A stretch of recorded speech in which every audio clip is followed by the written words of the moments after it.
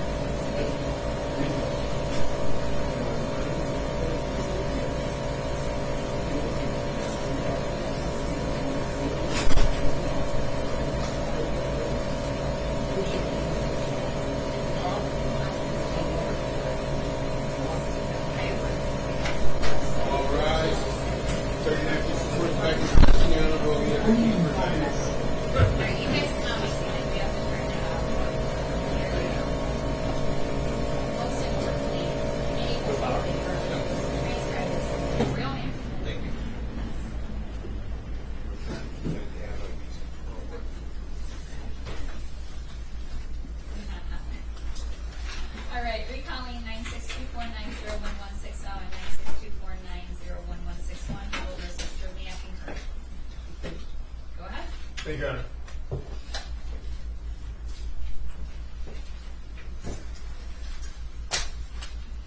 Good afternoon.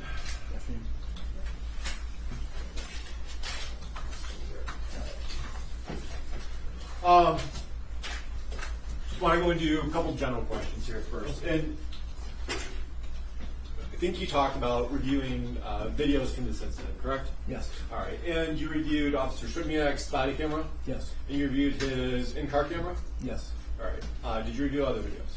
Actually, I take that back. I didn't see the actual in-car camera video. All I could see was the body-worn camera perspective from inside the car. Okay. Does that make sense? Yep. I never saw the. So you watched his body camera. Yes. Did you watch any additional videos? The only additional video, it was like a brief thing, was the ones that I saw was the one that the city had put together. Okay. As in response to the incident.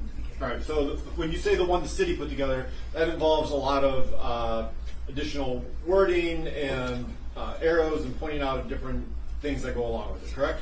Yeah, but prior to that, I had seen Officer Sribniak's body-worn camera. Okay. All right. Did you watch any other body-worn cameras from officers who were at the scene? Just what Lieutenant Bisdorf showed me. Well, I don't know what that is. So that's why I'm asking. So I don't remember exactly from whose perspective they were, or that it was last January, so I don't remember exactly which. Okay. Let me back up. Okay. Did you watch, just yes or no, did you watch any additional body-worn videos, Yes. body cameras from other officers who were at the scene? Yes. Okay. 1, 2, 10, just estimate. It doesn't have to be exact. It was 1 or 2. Okay. Yeah. And that was a different perspective of the scene than what you saw from Officer Sribniak's video. Right. Okay. Right. Got it. Now, you said that when approaching this situation, you take it as a reasonable officer's approach, right? Correct. All right. And you're taking it from Officer Sribniak's position and what he saw and what he was reacting to, right? Yes, as a Canine. All right. And so it is important to know what he saw, or at least the best you can with the body-worn video, right? Yes. All right. But that doesn't show everything, right? Correct. All right, and that's kind of a narrow. It doesn't show peripheral vision. It doesn't show what you can hear maybe from left and right, but it kind of just shows what's in front of you. Yeah, and it picks up what some things that Officer Sribniak might not have seen either. Like if he was paying attention to his dog and solely focused on his dog, which a lot of us tend to do in those situations, it might pick up something that he may not have seen also. Absolutely, absolutely. So the body-worn camera, while it's a useful tool, is not necessarily everything that was going on at the scene or everything that he was aware of. Right. Or not aware of. Correct. All right. Is that part of the reason why you also watched some of the other videos to verify what was happening at the scene? No, the only reason I saw those was because Lieutenant Bisdorf showed them to me. Okay, but do those videos play a part in when you're making your determination of whether policies were followed or whether there was an appropriate use of the canine, whether that was true or not? No, because not from the handler's perspective. No, because I have to put myself into Officer Sribniak's shoes as to the deployment of the dog, and what he may have seen or may not have seen, from other perspectives wasn't relevant to me. That's why I didn't look at it. But you don't know what he saw or didn't see based on his body camera either. No. So you don't think the other stuff is relevant? It wasn't. No, not to me. No. Okay.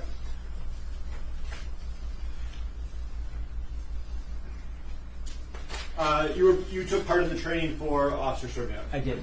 All right, and you said he became a fully trained U.S.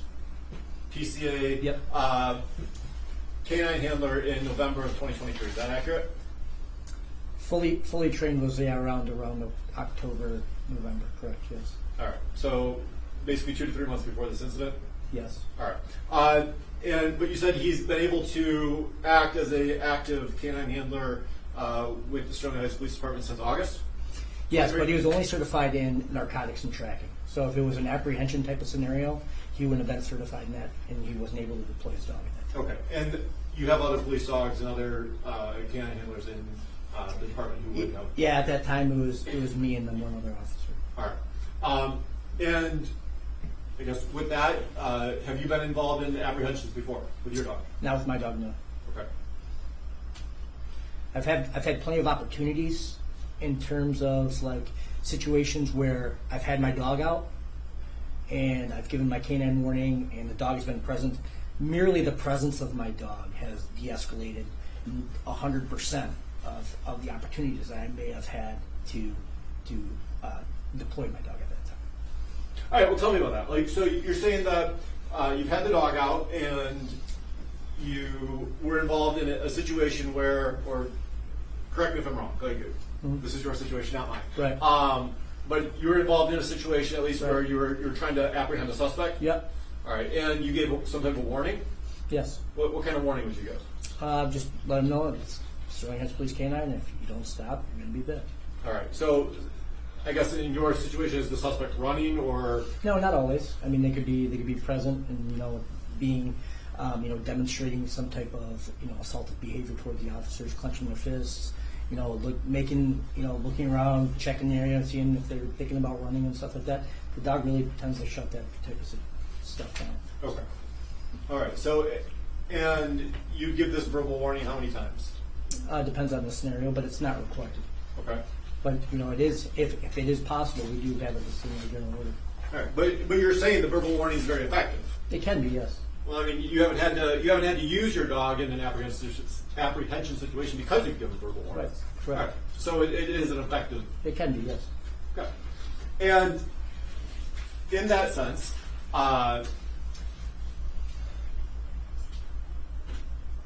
in this situation, after reviewing the video, did you hear a verbal warning from Officer Sribniak? Yeah, there was multiple times where he said you're going to get bit. You're going to get bit. Okay. So, and he's saying that to who? to Mr. Young. All right. And you can hear that in his video. If it wasn't him, it was one of the other officers giving it. Okay, but the other officers don't count, right? No, they do, because what happens is I have a laminated card that I keep on my person. It's in my at the station, but I grab it when we go to work. And if I'm unable to give a canine warning, I hand them the card and I say, "Hey, say this for me, please," and yell it into a building or anything like that where the dog can be deployed into that building. Okay, so you would delegate that job to somebody else as a Yeah, because if you look at our general order, I have full tactical control of the situation at that point. So I can direct resources however I want to direct them. With that being said, that nobody, including bosses or higher ups or everything, can tell me what I'm going to do or what I'm not going to do with my dog, because I have the highest level of training. So for example, if a lieutenant tells me, "Hey, you're going to send your dog in here," and I find a reason that it doesn't support case law or anything like that, I have the ability to tell my boss, "No, this isn't a situation where I can deploy my dog." Okay, I can respect that. However, Well, Your Honor, I'm going to object to the editorialization. With all due respect, we should not rely upon what Mr. Hayes respects and doesn't respect. It's the testimony of the officer. So I'm going to object against the editorialization. that's not. We can move on. What you said is what you should or what you can or will or will not do with your dog, right? Correct. So are you saying that you have full discretion, regardless of anything else that's going around you, to use your dog in whatever way you decide? As long as the deployment of my dog is within legal boundaries and stuff like that, yes, I have full control over what I'm supposed to do with my dog. And that's based on your understanding of the legal boundaries. No, that's based on our general order. Your general order. So in 6.33, it's outlined.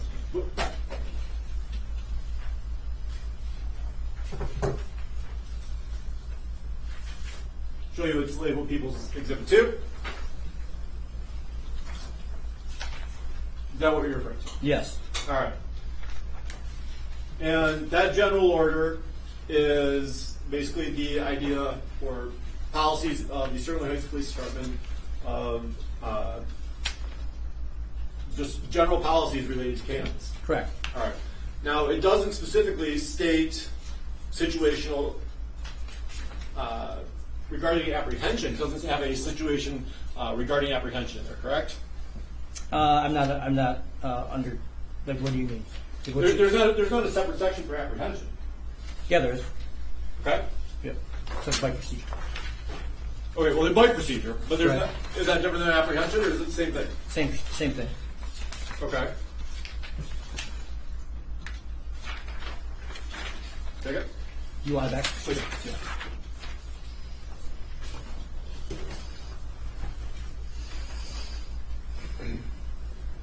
The bite procedure talks about, and I think you mentioned it before, Graham versus Connor. Yes? Yes. All right. Yes, sorry. Okay. And Graham versus Connor is it a dog bite case? No. Okay. So it's just a general use of force by police officers. Well, it's the use of force case set forth by the Supreme Court.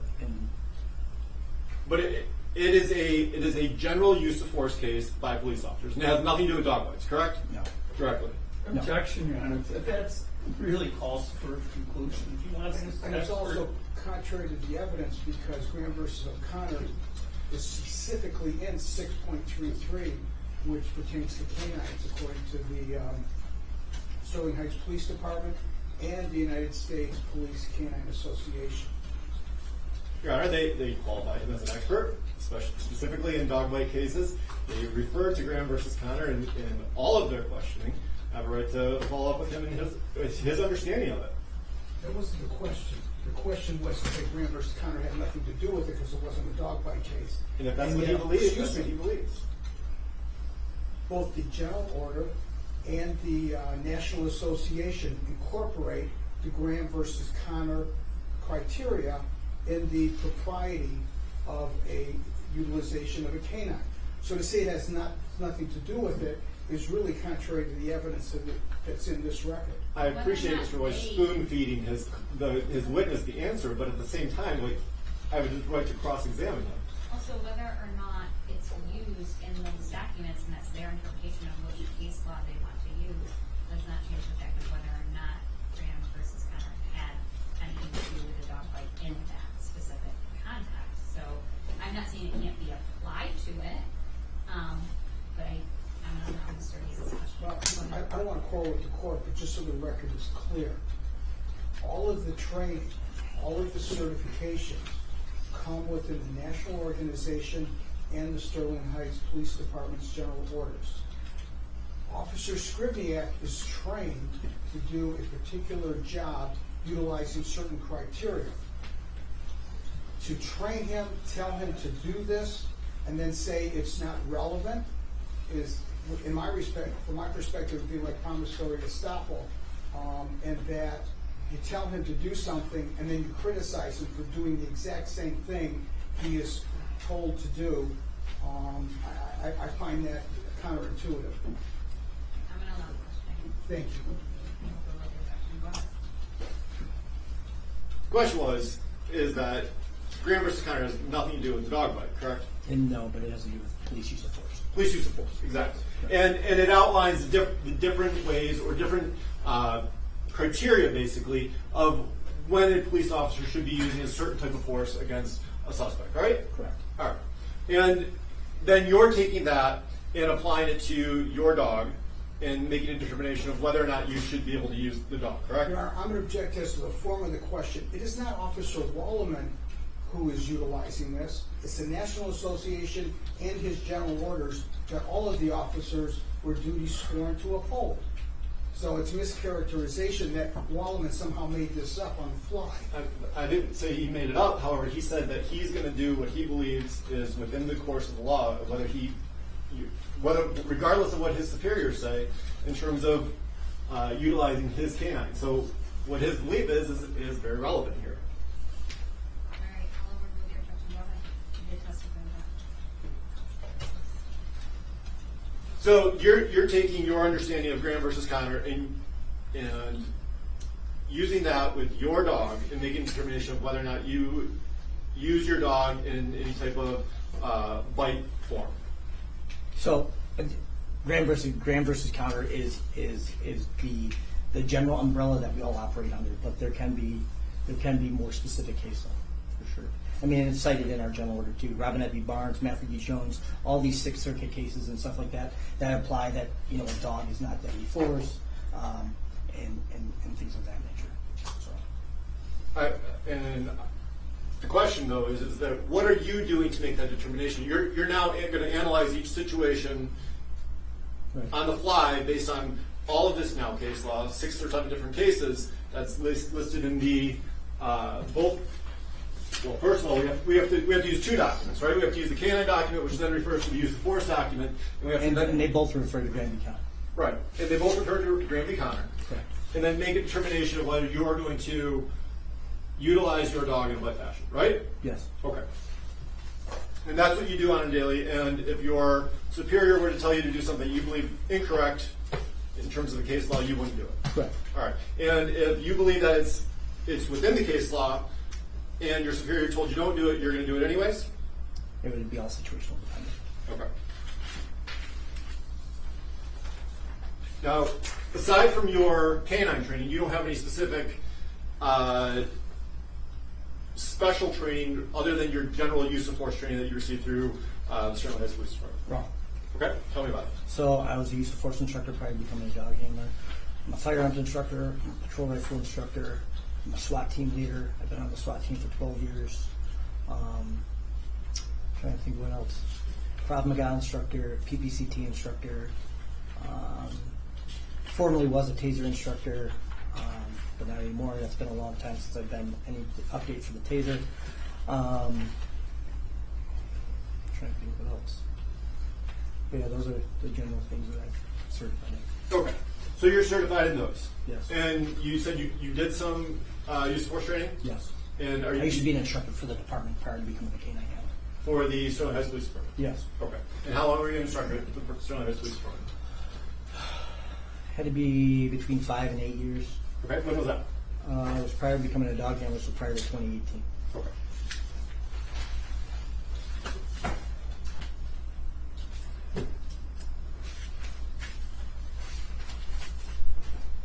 So when you had Dusty, you said for 6 weeks prior to him being transferred to Officer Sribniak. Correct. All right. And Dusty was going through the training that you would normally put him through? Yes. That you would have with all the other dogs? Yes. All right. But he's not utilized on the road at that point, correct? Correct. All right. So he wouldn't have done any type of apprehensions or anything like that with you, not with Officer Sribniak? Nope. Okay.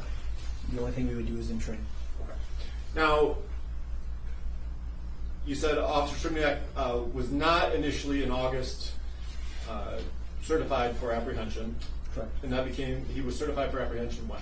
It was like October, November time. I can't remember. Okay, that's when Exactly. whenever he got the USPCA Full certification. full certification, then he's eligible for apprehension. Yeah, he was actually. I take that back. So the first certification he did is a patrol dog certification, and it's kind of it's a certification that is for new dog handlers and new dogs.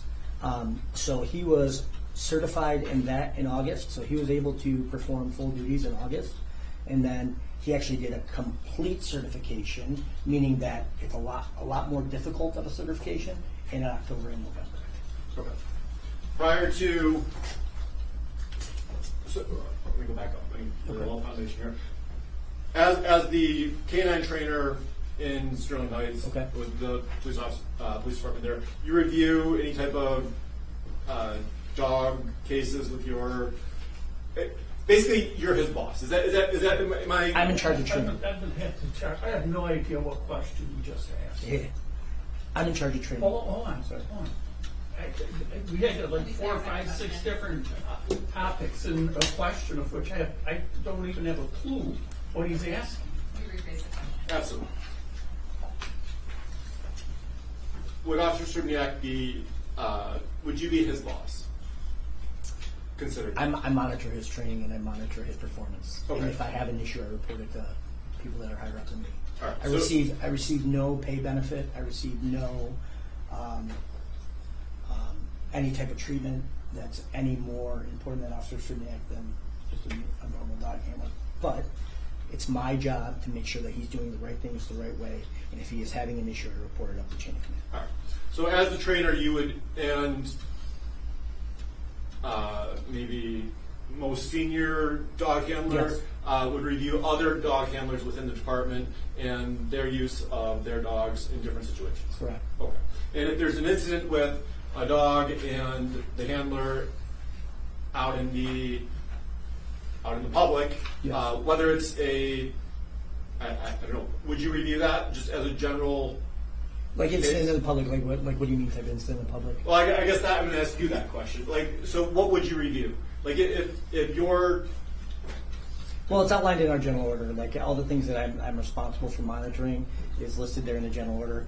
If there's any perceived incidents with the dog and the handler, if there's any injuries to the dog or the handler, if the handler isn't reporting the training on time, if he's not doing his training like he's supposed to, if he's not following my direction, all those things are the things I would report up the chain of command. okay, those are procedural, generally Yeah. speaking, right? Yes. But if we're speaking of specific incidents, let's say, we can throw out different things. Whether it's a dog goes to do a sniff for drugs and finds drugs, or let's say the dog has to find a bomb and finds a bomb. Would you review the procedures and the things that went along with that specific incident? Yeah, so like what we'll set up training and things like that, and if one of the bosses comes to me and says, hey, listen, this is what happened on the street, what do you have to say about it? I would talk with the boss, and I would talk to the handler, we'd find out what happened, and then we would discuss it. Okay. So you're generally familiar with the things that go on between departmental things that go on between Dusty and Officer Sribniak. So we share a thing called PackTrack, which is a computer program. It's an app that we have on our phones that we have to record all of our training through. Most of our training through, and then if I review those things and go through them, and then if the sergeant in charge of the unit, who has never dog handler, is like, hey, listen, I was reading this, what happened here, and then I can give it a little bit more of a breakdown. All right. From your knowledge, has Dusty and Officer Sribniak had other apprehension incidents prior to this one in February? No. I'm sorry. No. What's your answer, sir? No. Thank you. So this is his first one. First one. Dusty's first one as well. Yes. All right. Now, from everything you could see in the video, Dusty behaved appropriately. Yes. Listened to his handler. Yes. Yes. Didn't go rogue in any type of way. No. Bit when he was told to bite. Yes. Release when he was supposed to release, or when he was told to release. He wasn't told to release. Okay. In the video, he was. What it sounded like is that he was shocked by the taser. Okay. But nothing that Dusty did would suggest that Dusty was acting on his own and outside the course of his training. Correct. Right.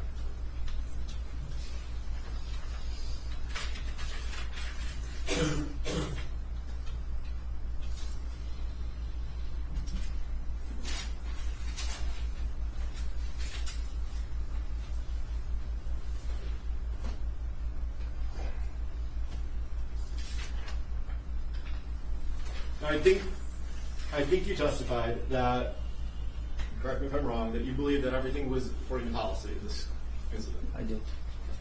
And according to policy and personal preference or personal use or personal decision making are different things, right? Okay. Yeah. Yeah. Would you agree? I mean, we have procedures that we have to follow. One officer could do something that is within policy, but that you may not yourself would have done. Okay. Would you agree with that? Yes. Okay. We're going to ask you a question straight out. You being if you were in that same situation, would you have used the dog? Yes. The same way? Yes. Okay.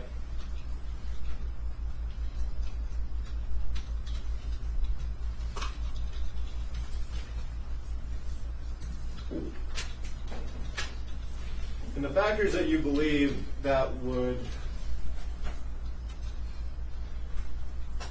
suggest use of dog, suggest the appropriate use of dog. Okay. We're looking at reasonableness of the officer at the time, right? Correct. And what do you believe was the main factors that you would have considered when using the dog, based on what you reviewed in the video? Based on what I reviewed in the video, I mean, going through the video and just keeping the notes that I had throughout the course of the video, we had the initial call. Okay, no one's disputing that. Domestic, alleged choking, intoxicated, probably going to fight.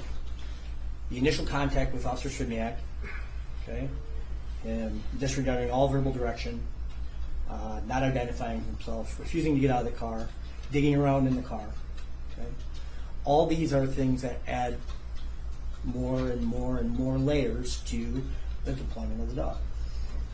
Officer Sribniak gives him multiple opportunities to get out of the car. He doesn't do it.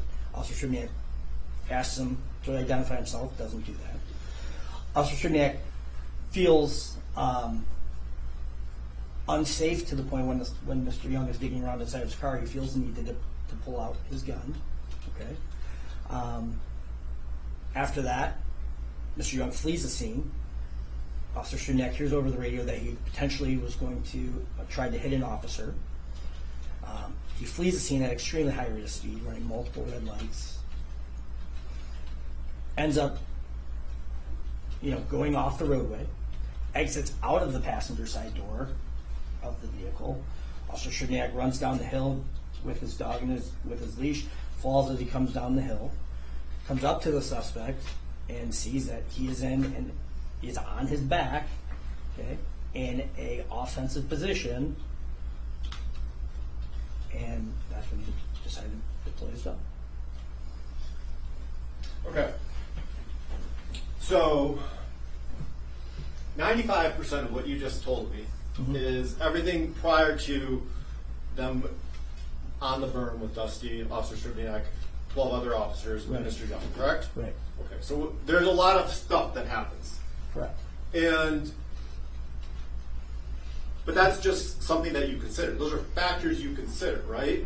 But none of that is directly related specifically to what's going on the berm regarding officer safety, regarding... Would you agree with that? No, I disagree, because being in that offensive position of being on your back, there's a reason why you go to the UFC and stuff like that, and being on your back and the up kick and all that kind of stuff. All that stuff is very powerful things that people can do to hurt officers. I'm a jiu-jitsu practitioner and things like that, and when you're on your back like that, you are in the offensive position. So he was refusing to comply with officers, even though they were applying force, and those methods of force were not working. So I would have deployed my dog, absolutely. When Mr. Young is lying on the ground, Okay. you're telling me he's in an offensive position. Correct. You agree he hasn't never tried to punch an officer? He kicked Officer Sribniak in the face. So wasn't a question. Okay. You agree that he never tried to punch an officer? Punch, no. You agree that he was not swinging or flailing his arms at officers, trying to hit them or any type of thing like that? Part of our use of force. Just ask me to answer the question. He asked the question, Your Honor. The question was not responsive. We don't know that because unless he's clairvoyant, he doesn't know what the officer was going to say. You have to answer the direct questions. So you mean yes or no, ma'am? Answer his question as it's asked. Okay. Ask the question again. You agree that he was not swinging his arms at officers, trying to hit them? No, but he was moving towards his waistband. You agree that he didn't kick any officers prior to Dusty biting him? No. No, I would agree that, yes. Okay. Yes. You'd agree that no weapons were found at the scene, or that he displayed any weapons at that time? Well, there's pepper spray in the vehicle. Okay. Honest person, he didn't display any weapons though at the time. Objection, Your Honor, that violates Graham's and Briggs. What he does afterwards, whether the officers ultimately were found to be wrong in their beliefs, is irrelevant. Whether he displayed any weapons is highly relevant as to what they believe or what they saw at the scene. Well, then ask the question, did he? That was the question. Did he display any weapons? Because you said afterwards, and it's the afterwards that's objectionable. Well, Rephrase the question. did he display any weapons at the scene? No. You said there were other uses of force taking place prior to the deployment of the dog, correct? Yes. What other uses of force were taking place? So from what from what I understand, a taser was deployed. I do not know if it was effective or not. Okay. Okay. On strikes and things like that, I'm not quite sure how many were delivered or anything like that, but that's what was written in the report. Okay. But I'm not asking what was written in the report. I'm asking what you saw in the video. I mean, I saw strikes being delivered just prior to Dusty being applied for the first bite. Okay. Where were the strikes being delivered? I'm not quite sure. Do we need to see the video? Sure, let's watch it.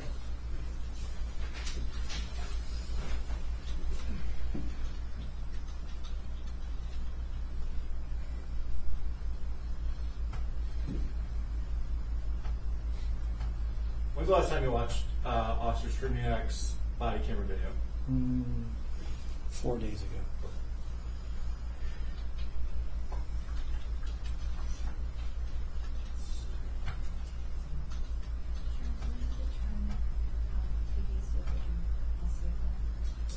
I watched the videos on this channel.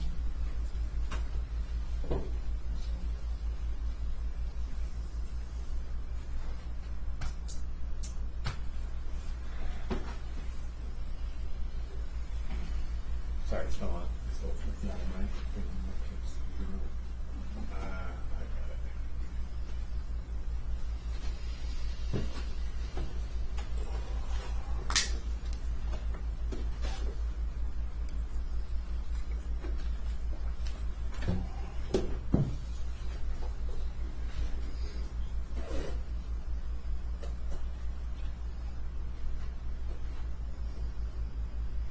Oh, no, we just need a number. This is a 541. 02.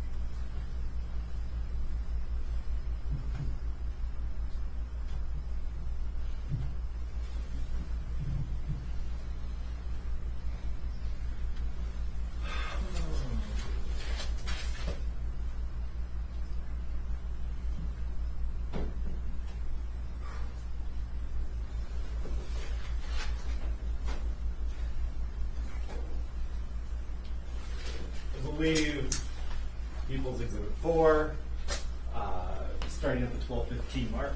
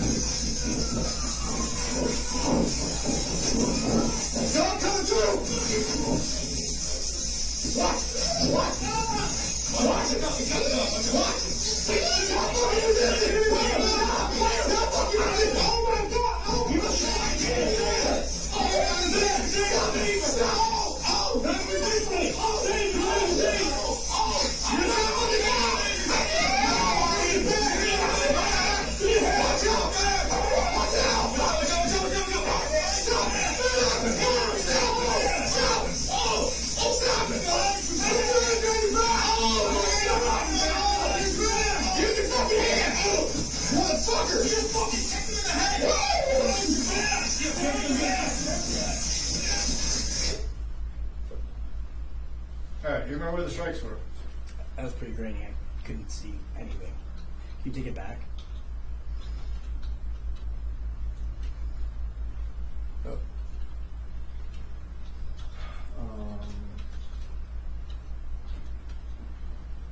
Can't do much better.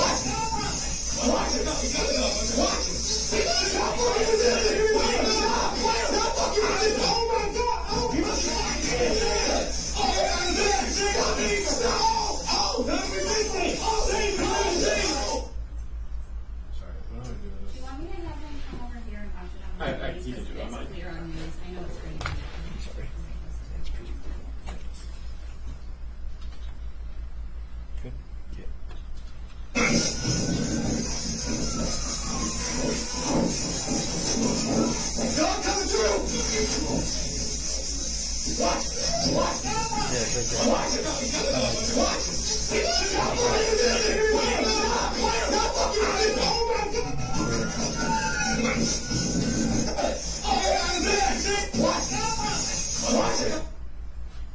Right before 12:36. Okay, I didn't mean timing. I meant more like where. Prior to this point. I think. Okay, So sorry. Maybe I wasn't being clear, and I apologize. okay. I guess my question was meant to be,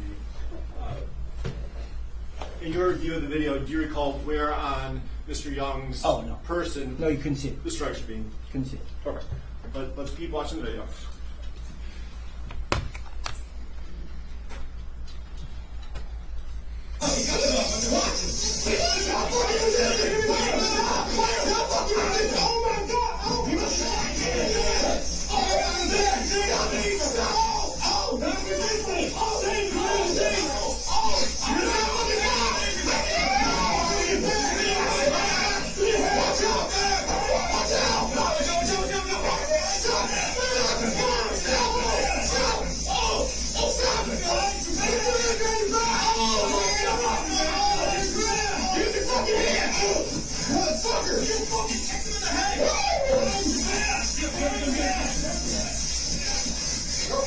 All right, were you able to tell based on that?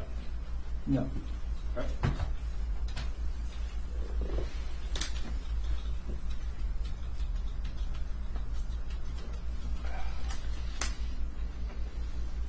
So, you didn't see strikes to Mr. Young's head? I saw strikes, but I didn't see when they were delivered to. Okay. You said You said prior to deployment of the dog. Yeah, absolutely. 100%.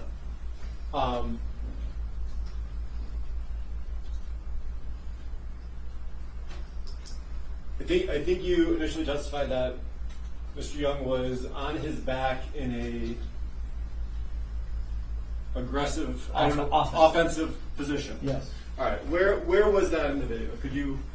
So if you review our use of force general order and stuff like that, in order for an arrest to be able to be effective, there has to be submission by the suspect. At no point was Mr. Young submitting to the arrest. Okay. The question was, where in the video did you see him in an offensive position on his back? When he was on his back and kept moving towards his waistband. Okay. So there's his hand right there at his waistband. Okay. Now, you'd agree, though, that the majority of the time he's in a fetal position.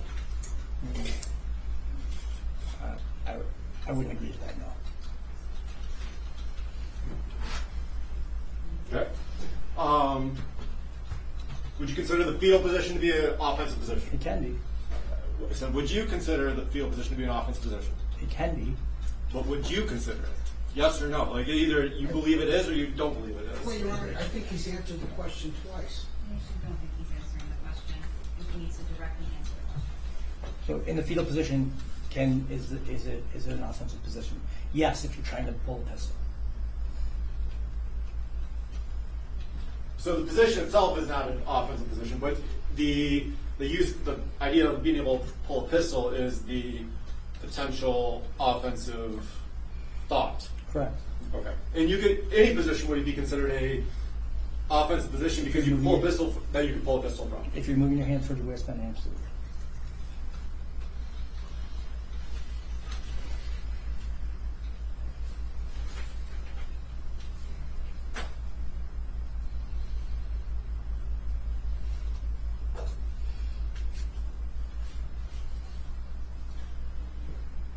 Other things that you might consider, you said there were tasers being deployed, correct? Correct. And you said you weren't sure about the effectiveness of those tasers. Correct. All right. Now, you can hear Mr. Young on the video, right? Correct. You can hear him saying, ow, ow, things of that nature. Okay. Yes? Yes. Okay. Yep. So would that suggest to you that those tasers are being... To achieve neuromuscular incapacitation, I don't know, not necessarily. And after watching the video, you didn't see any overly aggressive movements by Mr. Young, correct? Overly Prior to the dog bite? prior to the dog bite, I explained that he was moving towards his waistband. I mean, the still photo has his hands right there. And you agree that you take into consideration the size and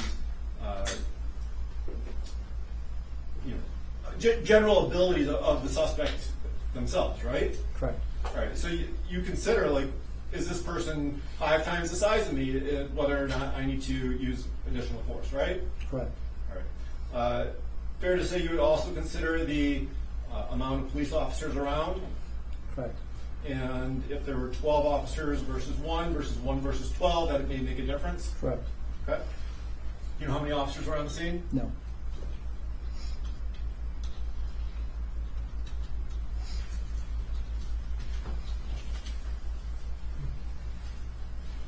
But you'd agree that based on radio traffic, that there would be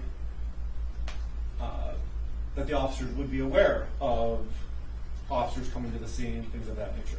Correct. And when Officer Sribniak is approaching, he would be aware of whatever he could see in front of him in terms of officers at the scene. Correct. But inaction by other officers is also a consideration. If the officers are there, I'm sorry, what did you say? inaction by other officers is also a consideration. If other officers aren't stepping up to help, then decisions need to be made. So you're taking that as you believe that inaction by other officers would mean that they're not doing their job. They're not helping to affect the arrest. Whereas it could also be considered, would you agree, that other officers not feeling the need to be involved would suggest that the suspects are already pretty well detained? Now we're getting into clairvoyance, into mind reading as to what the other officers at the scene thought. Well, if he's going to testify that this is one of the reasons why Officer Sribniak may have deployed his dog in such a fashion, there could be other explanations. So he can't just rely on his own personal explanation as opposed to what other explanations may be for the same situation. He's asking this person can give as to his opinion what's in his mind. As to what's in another officer's mind, that's clairvoyance. And that's the same discussion. Thank you.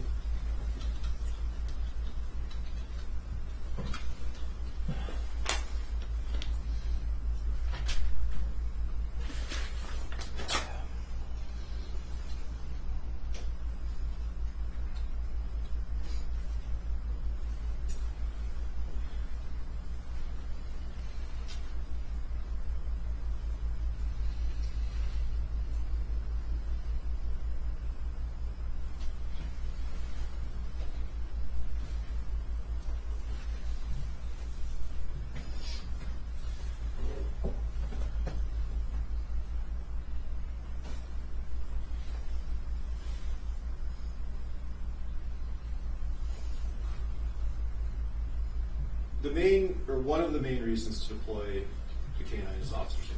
Do you agree? Yes. All right. And you believe that was the reason here? Yes. And you'd agree, though, that there are approximately 10 to 12 other officers around?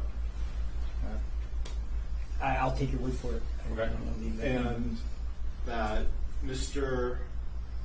Young was not in a position to run or go any further as he's laying on the ground. Correct? No, he's not. Well, he's not in a position to go any further. No. Correct. And there's a fence behind him, correct? Correct. And there's officers surrounding, right? Correct. And he's laying on the ground, right? So he can't run. Do you agree? Yes. Okay. He's not punching. He's not. We've already gone through that. There's no physical violence that he's depicting towards these officers, correct? No, but he's not submitting to the arrest. I hear you say that. And then you talk about the severity of the underlying things that happened prior to Mr. Young in that situation, Yes. right? Mm-hmm. And the thing is that there's a separation. There has to be a separation, right, of when it's acceptable to use certain force and when it's not, regardless of what occurred prior to. I don't No, necessarily. objection. No, that just, again, ignores Felix versus Barnes. No, The it- totality of circumstances has to be considered. That's the law. Well, there's a difference between totality of the circumstances and relying on previous interaction to justify post-interaction. If there was a homicide and they know that there was a homicide, it does not give the officers 20 minutes later an excuse to shoot a suspect because they know what happened prior. There's a separation between action that occurred earlier in the day and action that occurred at the time of the use of that force. Your Honor, first of all, that's an interesting observation. But number two is, we had a continuum from when they called 911, the officers arrived at the scene, Sribniak pulls them over, it's a 10-minute chase, it doesn't stop. He exits the car, it doesn't stop. The officers surround him, it doesn't stop. And so, Felix versus Barnes, Graham versus Connor, doesn't talk about what Mr. Hayes is talking about. If he's got a case, then let him cite it. It's not in the policy on either the use of force or the canine. So you can't just make this stuff up. I like a case and I'd like to be able to analyze it rather than just say there's case law out there. These cases exist, they're in the policies. The policies were promulgated and put into effect long before this incident happened. And they've been admitted as evidence, both 623 and 633. And they go back, I think, to 2021, 3 years before this incident. So if he's got a case law that says what he says, bring it on. We'll deal with it. That's exactly the point. Policies are in place to prevent organizations, different places from being sued. They're there to maintain the decorum of their officers for many reasons. However, but there are also statutes that prevent certain types of crimes. And we're not here discussing whether or not there's a reason for a policy violation and whether a department should be sued or not. We're talking about actual statutory crimes that we're dealing with here. And that's outside of policies of what just because somebody follows a policy does not specifically mean that they didn't violate a criminal law. I'd like a case law to say that. I'd like to see a case law that says if you follow a policy, you don't have to. No, the burden is on them to show that a crime was committed. I'd like for them to produce case law that indicates when an officer follows policy, procedure, and practice to the letter, he's been successfully prosecuted. But of course, we're saying that he didn't. So that's. We're also here for a probable cause hearing, not a trial. I'm not allowed to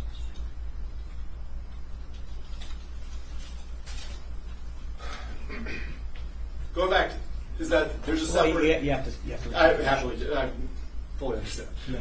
There's a separation between the things that all occur then and. Sorry, I need to. The things that occurred prior to time on the berm, and you'd agree that simply because things happened prior to that time on the berm does not justify any action on that berm, right? You have to rephrase the question. I don't understand what you're asking.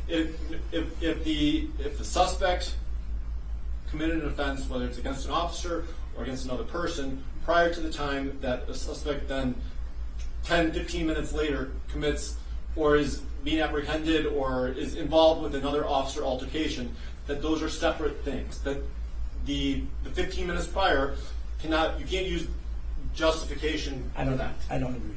Okay. I don't agree. So you think because Your example is you said that if there was a homicide that happened, and then we happened to find the suspect later on in the day, and if we were to find him and he was not to follow commands and not follow lawful orders and not do what he's supposed to do and not submit to an arrest, would we be justified using force against that person? Absolutely.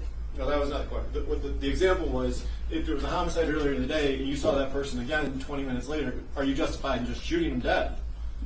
I mean, it would fully depend on their behavior, right? Right, exactly, 100%. It would fully depend on the behavior that you're dealing with at that moment, right? Right. It does. The fact that he committed a homicide 20 minutes ago does not give you permission to use deadly force against that person at that moment, just because of that. And I'm going to object, and you can overrule it if you want to, but that's just a complete misstatement of what Felix versus Barnes says. You know, he wants to put the officer in a box and say that he can't use information that's gleaned from some prior accidents under Graham versus Connor. That's a complete misstatement of the law. He's entitled to, in fact, we're directed to use that information and looking at it from a reasonable perspective of the officer at the scene.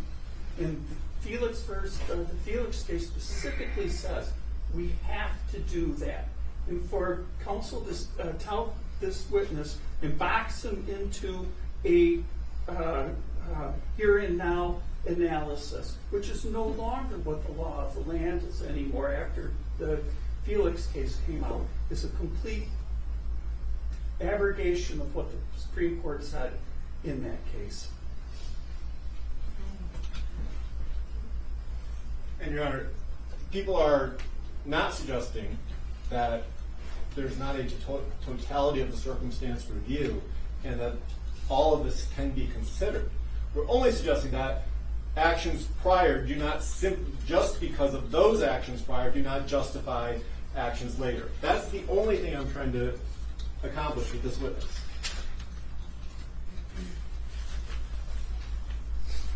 And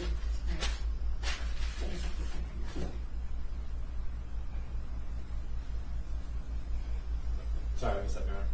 Oh, I have the case up right now. Oh.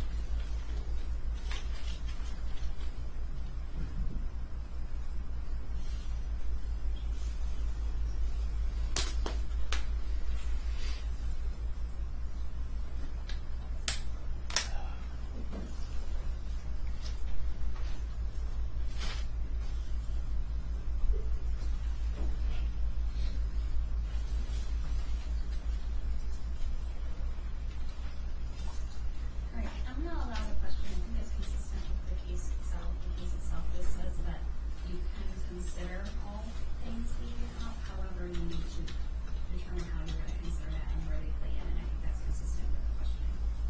I'm gonna overrule the objection around. Hey, Garrett. Would you like to go back? Yes.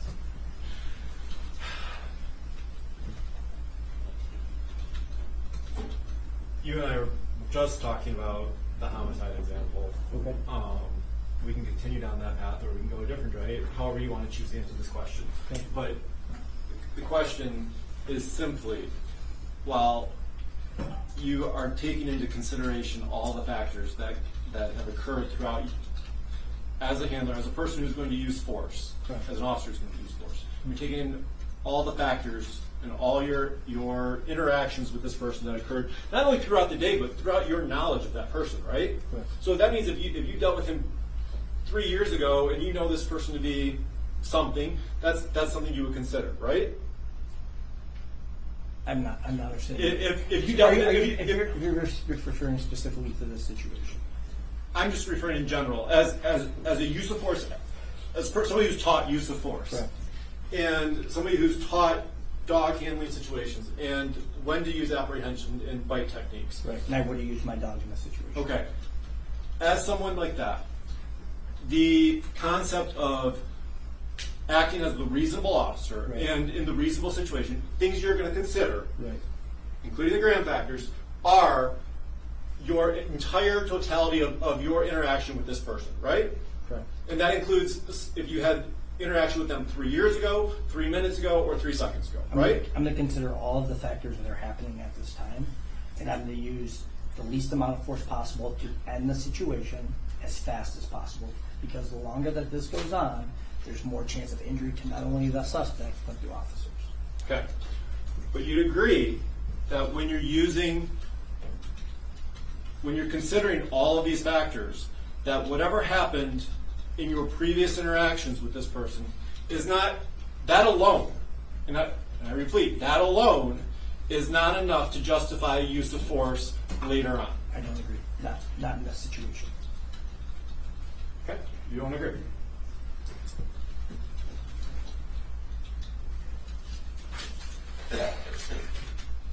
Is that your basis for why that was an acceptable use of force now? In this situation? You're referring to this situation. I feel that this was an acceptable use of force in this situation. The question is because of Mr. Young's previous everything that occurred with Mr. Young from the time Officer Sribniak had contact with him, prior to the time he had contact with him, what he knew about that contact, and up to the moment he stepped onto that berm, that's sufficient enough for the use of force by Officer Sribniak. Yes, I would argue that Officer Sribniak had the most amount of information to use that force. And you're saying because Officer Sribniak had the initial I just want to be clear. You're saying that alone is enough for the use of force? With all the knowledge that Officer Sribniak had at the time, yes.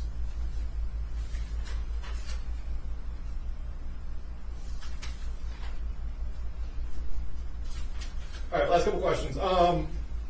You said something at the very beginning of your direct testimony that after this incident you were supposed to meet with a supervisor or something like that to discuss the incident. That didn't happen? Correct. Why is that? Because the chief decided not to investigate the case and forwarded on to the Macomb County Sheriff's Office. Okay.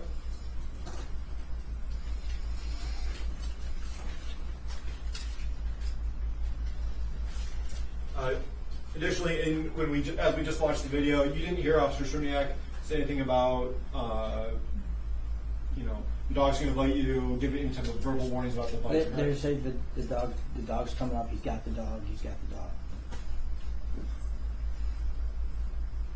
He didn't give any verbal warnings to Mr. Young about stop resisting or the dog will bite you, correct? Can we watch it again? Absolutely.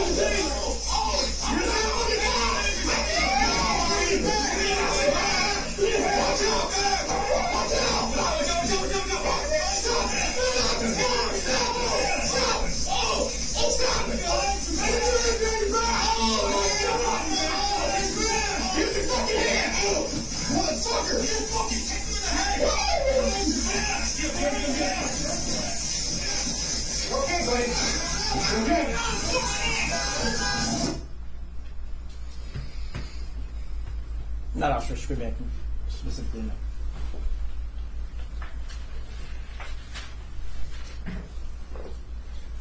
Did you do anything else that you noticed with the dog in terms of like a bark and hold type technique or anything like that that would suggest to the suspect on the ground at that point that he should be wary of being bitten by the dog?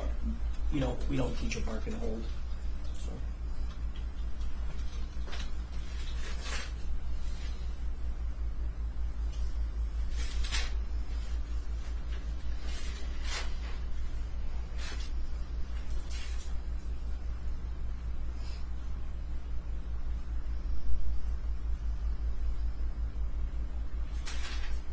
I don't have any questions. Thank you. If I may, Your Honor. And it's okay if I ask him a couple of questions approaching him, because I'm going to be showing some of the documents. Officer, let's just finish up, or start where Mr. Hayes finished off about this bark and hold technique. Correct. Is that anywhere in your general orders? No. Is that anywhere in the United States Police Canine Association rules and regulations or policies? No. Is it anywhere in any of the case law that you've reviewed? No.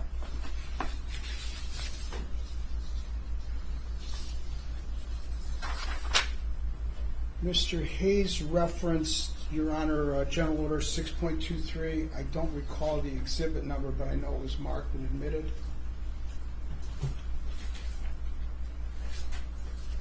Use of force? Use of force. Law. Exhibit 1, if I may. Would you mind reading along with me, sir? Under paragraph 1 on page 1, the use of force must be objectively reasonable, meaning the officer must only use that force which a reasonably prudent officer would use under the same or similar circumstances. Did I read that accurately? Yes. Okay. So, and let's use that in combination with, on page 2, paragraph G as in George, it references the 1989 United States Supreme Court case of Graham versus Connor, correct? Correct. The reasonableness of a particular use of force must be judged from the perspective of a reasonable officer on the scene rather than with 20/20 vision of hindsight. Correct? Did I read that accurately? Yes. In your experience, Yes. what does that phrase mean rather than the 20/20 vision of hindsight? We can't Monday morning quarterback the situation. All right. Should an officer have to worry when he or she is at the scene of trying to arrest someone what a prosecutor is going to do 18 months later? What that prosecutor is going to think about for 18 months and decide what's right and what's wrong? No. That negates that. Exactly, correct? Correct. And this is specifically in your order that dates back to May of 2022, correct? Correct. Nearly 2 years before this incident. That's what your officers are trained to do. Correct. Are you aware of any officer that's been successfully prosecuted because they complied with your rules and regulations? Not that I know of, no. Now, it further indicates, if you bear with me, sir, the test of reasonableness is not capable of precise definition or mechanical application, and then they give some criteria, correct? Correct. One is severity of the crime. Other is whether the suspect poses an immediate threat to the safety of officers or others. Third is whether the suspect is actively resisting arrest or attempting to evade arrest by flight. Correct? Correct.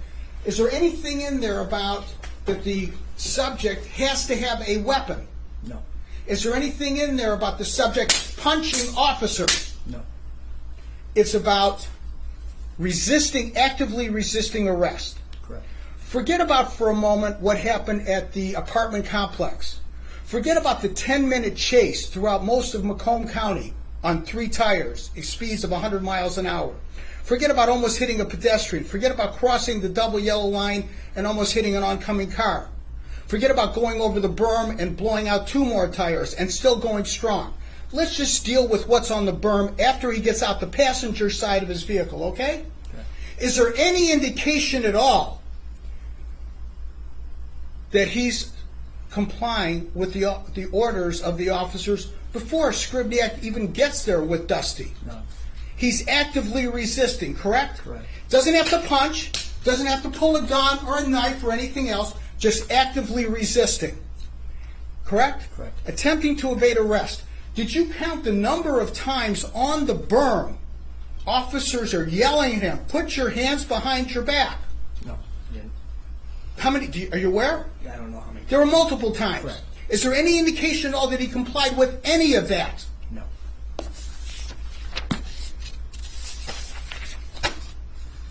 On page 3, under paragraph I, paragraph 1, justified force. The use of force is warranted where a person resists lawful commands or resists detention or arrest. Is there any indication at all, just on the berm, let's buy into Mr. Hayes' myopic view of the morning of February 25th, 2024. Is there any indication on the berm that he was not resisting the lawful commands of whether it was 6 officers, 10 officers, 12 officers? He was resisting. Is there any indication that he was attempting to avoid being arrested? Yes.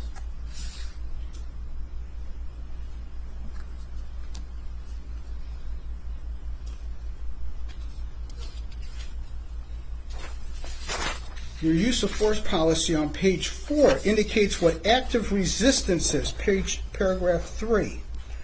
Active resistance, affirmative steps taken by an individual to defeat an officer's ability to arrest or control them. Pulling, pushing away, blocking, not following lawful commands to control them. Let's just buy into Hayes again. On the berm, forgetting about everything else that happened that morning. Any indication at all that he is not attempting to defeat the lawful commands of the officers? He was trying to defeat. He was trying to do that? Thank you. He was pulling away, pushing away, going around in circles like the Three Stooges, trying to prevent from being arrested, Yes. and not following the lawful commands. Sorry, Nara, was that a question? Just going back to the narrative, if not. Mr. Rice, You know, I'm sure you're asking questions. I'll move on, Your Honor. On page 6 of the same document, or paragraph D as in dog, no pun intended, it talks about when an officer can use non-lethal force techniques. And the utilization of Dusty that morning was a non-lethal force technique, correct? Correct. There was no outward manifestation that the muscle attempts to muscle him were effective.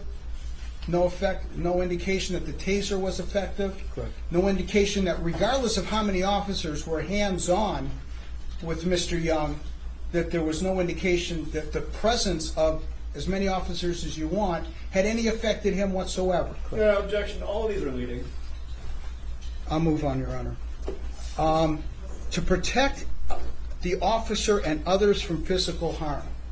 You indicated in response to Mr. Hayes' questions about simply because he may not have had a gun or he may not have punched an officer, that an officer could be physically harmed by someone such as Mr. Young. Correct. Even though Mr. Young was on the ground. Correct. Even though, if you want to buy into Mr. Hayes' scenario, that he was in a fetal position. Correct. Why does that have the ability to potential cause physical harm to the officers on the scene? Because the longer a situation like this goes on, the more propensity there is for somebody to get hurt. Is there anything in your training where when they come on the scene with someone such as Mr. Young, that they just stand there and wait until he tires out or falls asleep or decides to give it up? No. Training's to the opposite of that, right? Correct. You get it over with as quickly as you possibly can. Correct. You're supposed to, you're trained to, and I'm reading now, restrain or subdue a resistant individual in order to bring an unlawful situation safely and effectively under control. Is there a time limit there? No. Do you stand there with a stopwatch and figure out, well, 30 seconds, a minute, 2 minutes, 5 minutes, 10 minutes? No. What are you trained to do? And the situation as fast as possible. All right. To effectuate an arrest under Correct. paragraph C. All right. Now, I believe it's Exhibit 2, 6.33. Is my number incorrect? Thank you. That's the Canine unit policy, correct? Correct. All right. And the purpose of the policy is to provide guidelines for the management and tactical deployment of the Canine unit, correct? Correct. And this particular policy went into effect again May of 2021, approximately 3 years before the incident, correct? Correct. And you can utilize, correct me if I'm wrong, under definitions, the apprehension and control of a suspect. you can deploy the canine, correct? Correct. Tactical measures used shall be at the discretion of the canine handler. Is that what you train? Correct. All right, and that's what's in the policy? Yes. Both yours and the national? I'm not 100% on the national, but ours, yes. Okay. And yours also contains the citations to 10 published federal opinions, correct? Correct. 2 United States Supreme Court, 3 from the Sixth Circuit, and the others from other federal circuit courts of appeal, correct? Correct. All right. So you look at the severity of the crime, and how do you determine on the basis of that what the severity of the crime is? I mean, based on the elements of the things that you know at the time. All right. And do you take into account just what happened at the berm, No. taking the totality of circumstances? 100%. Whether the suspect poses an immediate threat to the safety of the officers or others. First, let's just look at the totality that morning, from 911 call to the berm. Did Mr. Young pose a threat to officers and others? Yes. Even on the berm, just again, myopically looking at the berm, Yes. in your opinion, in your experience, Yes. he posed a threat to officers or others? Yes. In your opinion, the third one, whether the suspect is actively resisting or attempting to evade arrest. Can the subject actively resist without a weapon? Yes. Can he resist without punching the officers? Yes. Can he attempt to evade arrest without a weapon? Yes. Does he have to punch the officers to evade that arrest? No.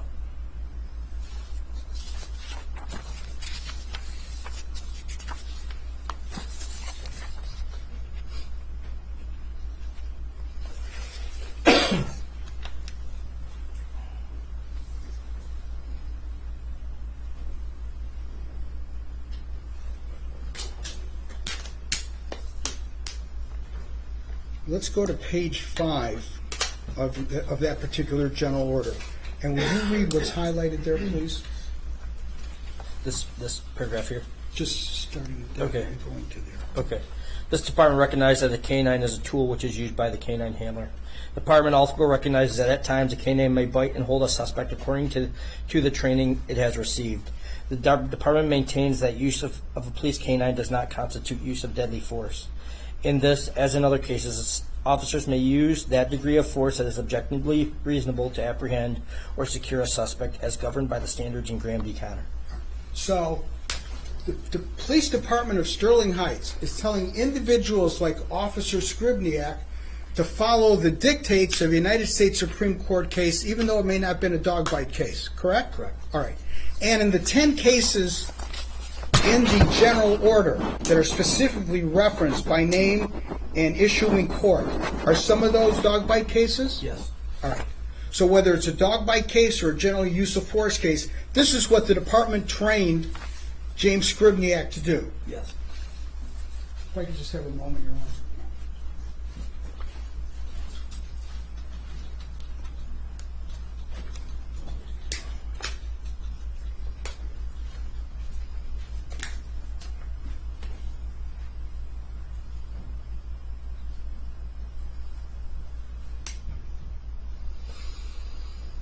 I don't have anything further. Thank you, Your Honor. Thank you, Officer. Just a couple follow-up, if I may, short, I promise. Your response to Mr. Hayes' question about, you know, I'm not sure if it was trying to elicit some sort of sympathy for Gary Young, because he was laying in a fetal position. But that being said, in your opinion, officer, is not the single greatest factor to the safety of the officers at the scene the belief that he had a gun? Yes. And you would agree that puts it at a whole different level, does it not? Yes. And your observations that he kept reaching for his waistband Yep. was like an environment of death waiting to happen. Yeah, no objection. First of all, I think that's, I don't even know what kind of question that is, but I think it's a little mischaracterization of things. I think it's very leading. I don't know if, it's not really cross-exam, considering it's still a defense witness. I'm not sure how that works, to be honest, but.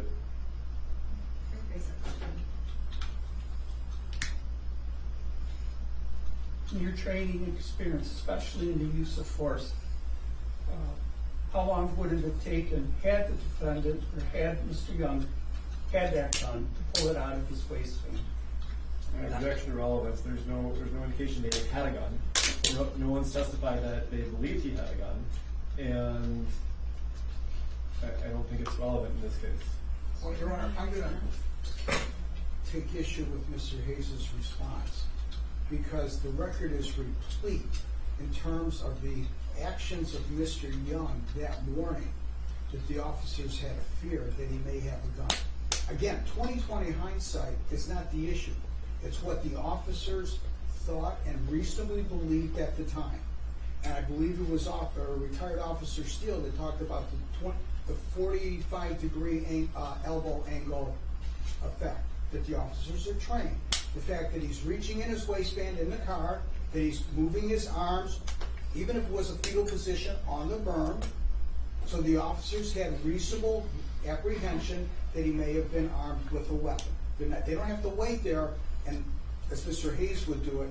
So in terms of there was no weapon, it's not the issue. The issue is whether or not there was a reasonable apprehension, and Bisdorf talked about it, Steele talked about it, and I think to an extent Wallerman talked about it as well.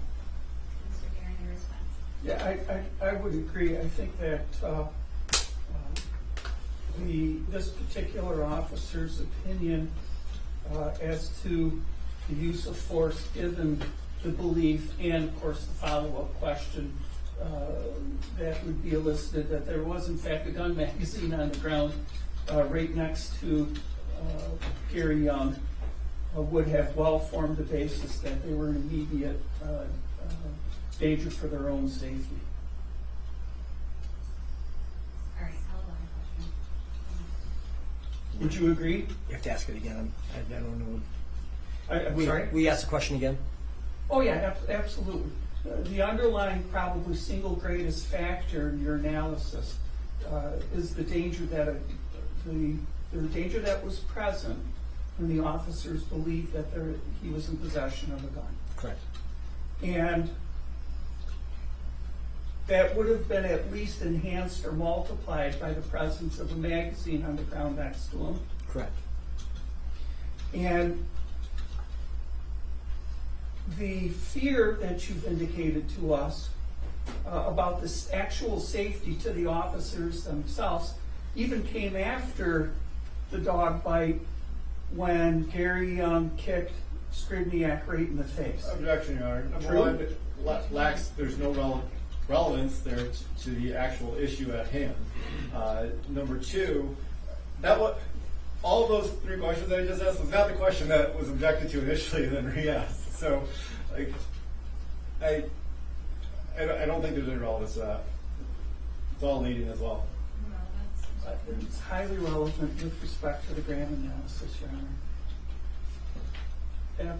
It's the whole crux of the situation. It's the crux of the defense, and it's certainly the crux that this court has to make on a determination as to what evidence, if any, in a probable cause standard relative to the terms of the elements of the crime. All right, I'll allow it. Go ahead. Ask the question again, please. You're killing me. Sorry. The presence or the thought that they had a gun, or that Gary had a gun, the presence of the gun clip is a major factor in your opinion as to the utilization of what force was used. Correct.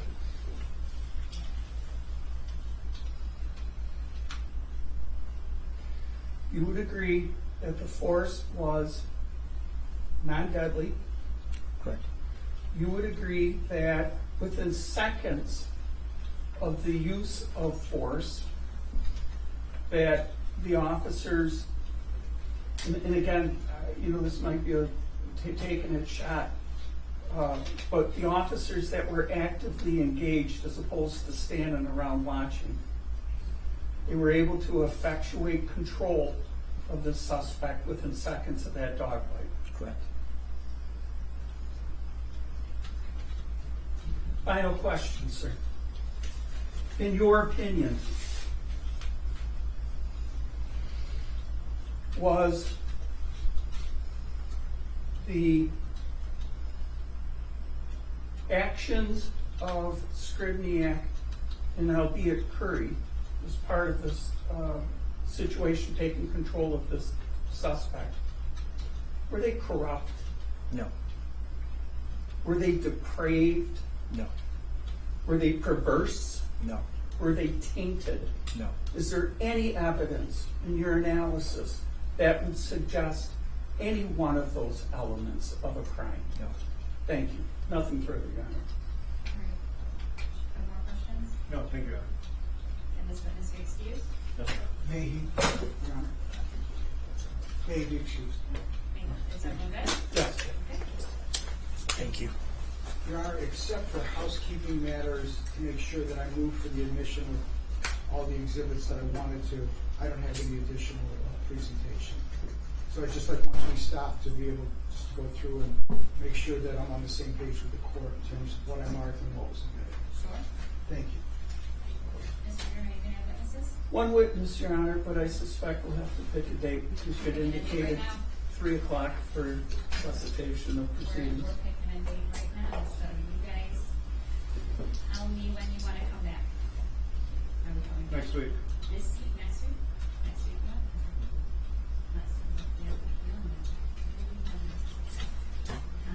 I am not here Monday. How is Wednesday afternoon or Thursday? Anytime, I would probably say to set you guys at 10 because we'll still have the morning docket to do and I don't want you to waste your time here. Your Honor, I have Wednesday afternoon and all day Thursday available. Definitely Wednesday. Your Honor, I can't do Wednesday, but I am available Thursday afternoon. What did I do, Mr. Hayes, Thursday afternoon? I have a motion at 1:30 in Big Rapids. I don't know if that is in person or via Zoom. It was just noticed up yesterday, so I will find out. And I mean, if it's by Zoom, I can do. I don't expect it to go forever. Like, it's just Or is, motion to me. could I suggest Tuesday afternoon, the 9th, Your Honor? Yeah, you could do that. You could do that. I'm speaking at the Roseville Schools Focus Panel, if that's in the morning after my docket through lunch, so you could do the afternoon. May I check with Is my that work for witness all to of be you? sure he's available?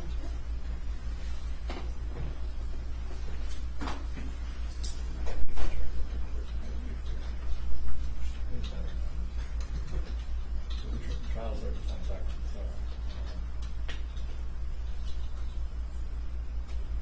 Or otherwise, we can go to Monday the 15th, whatever. is comfortable.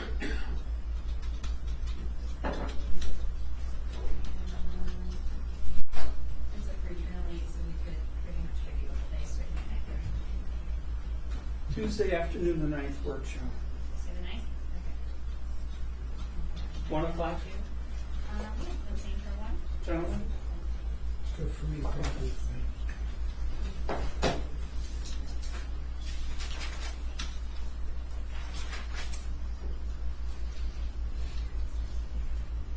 All right, we're gonna conclude for the day. We'll see everyone who wants to be here, apart from the parties, on Tuesday at 1.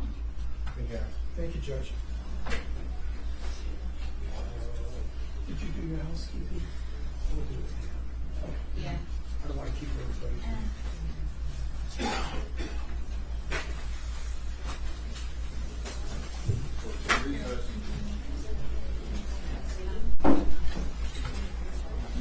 Recording stopped.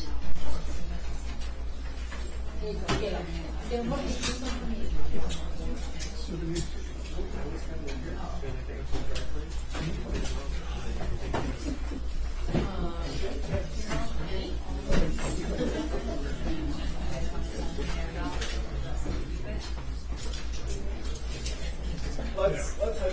we can hopefully say we cook through your witness essentially. What do you guys want to provide? Do you want to adjust the judge and see what she wants to do?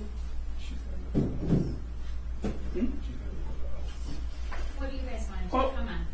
the question's been raised, John, that upon conclusion of the testimony, how you would choose to proceed in terms of Mic check 1 2 3 4 5. Mic check 1 2 3 4 5. Audio and video good. Okay. 35. Thank you, Alex. 35. Okay. Bye bye.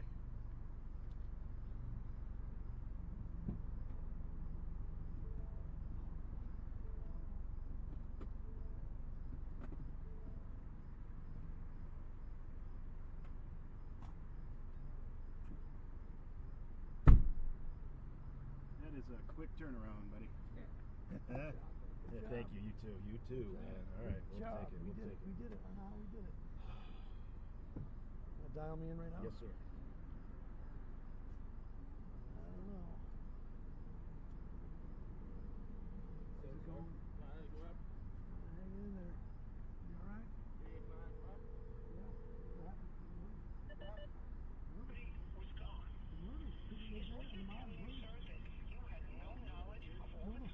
No, someone else. I don't know who did it yet, but not good.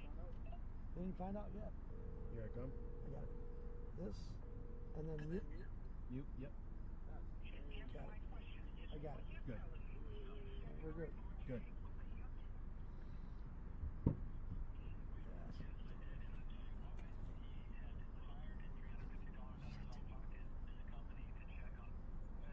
Uh-oh.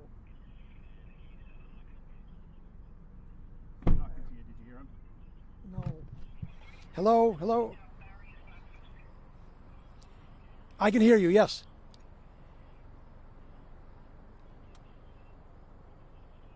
Uh-oh. I... With a lead, okay. Did my video make it? Yeah, I did. The Okay. video, Amber said it did. Okay, we're ready then. And I can't get too creative on this one. I'm not going to be able to move much.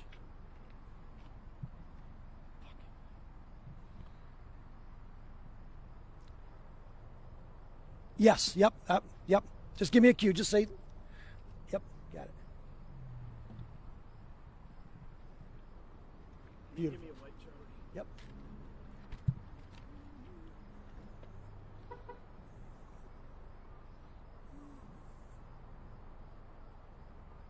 Got it.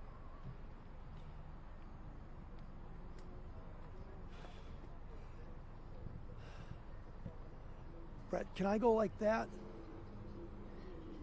Can I just go like that? Yes. Point like that I'm way? gonna kick out a little bit so if you can Yeah, step I'm out not- and I can zoom in. Well, this is tease. We do tease first. That's just gonna. I'm just gonna. Yeah, I'm not gonna get crazy for T. No, let's not get Okay, crazy. good. Say double murder, a horrific double murder, and that killer still on the run. I'll have details coming up. I'm going to say double murder, killer still on the run. Okay. Double murder. Killer still on the run.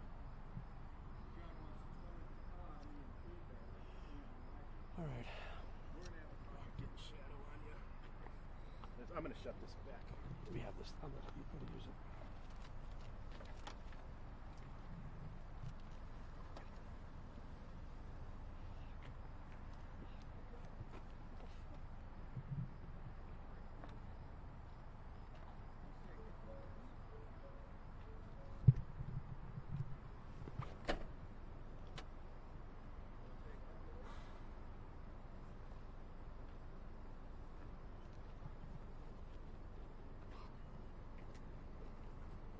Oh, shoot. I lost Brett. I think I lost IFB. Okay. Damn it, this phone.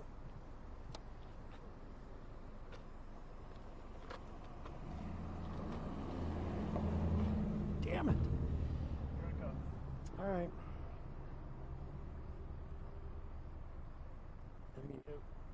Got it.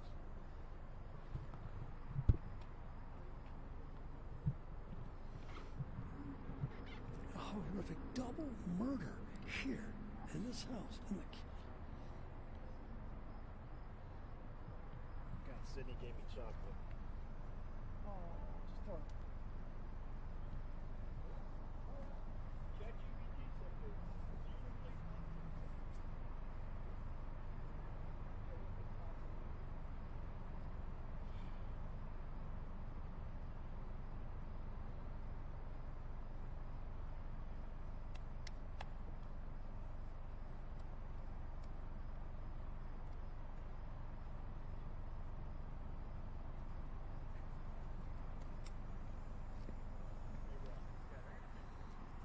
Is it such a standstill? Behind me, a double murder. Double murder, a 12-year-old. A mother and her 12-year-old son. Double murder, 12-year-old son. And the killer is still on the run. Got it.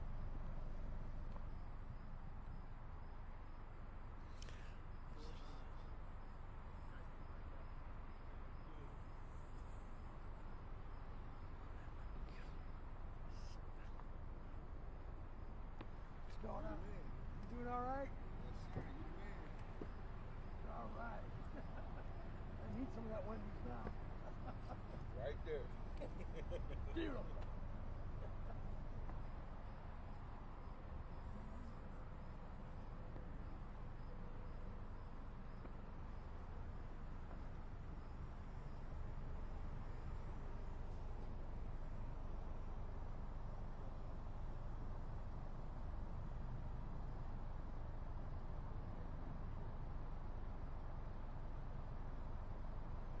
Okay.